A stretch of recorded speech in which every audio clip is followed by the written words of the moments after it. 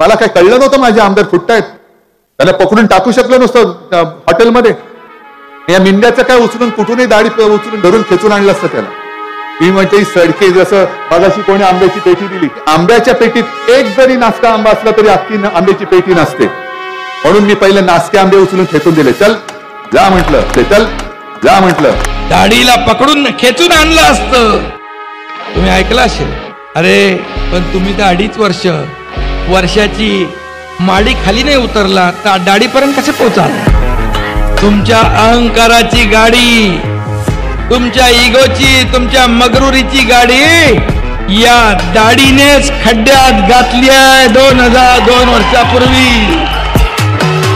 म्हणून विसरू नका, या दाढीकडे खूप तुमच्या नाड्या आहेत.